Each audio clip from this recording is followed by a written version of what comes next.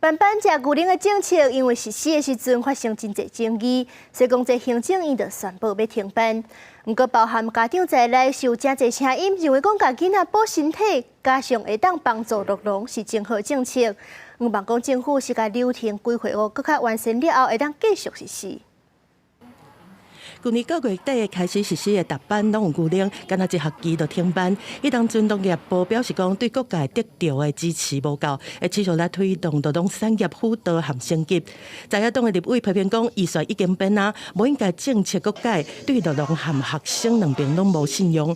家长团体嘛，呼吁讲会当考虑比较过去疫情期间发水翁的方式，让牛奶的发送更加系统化。那我们不是有数位部吗？他们要喝鲜奶，其实也可以去利用他们这些数位系统。团膳业者其实我们每天大概有3000多台车辆在学校运送营养午餐，在有一定的基础下，我们一定全力的支持。团膳业者嘛讲，那政策延续已经有配餐系统会当来配合。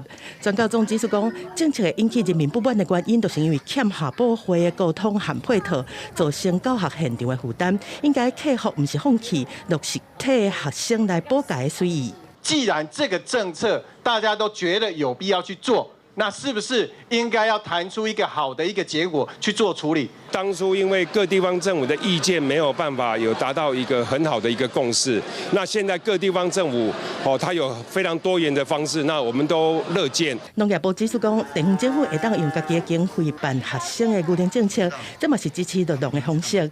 农业部进前嘛强调讲，会小连续完成和各地劳动的座谈，再甲地方的意见再登去讨论，会以照顾产业做上重要的考虑。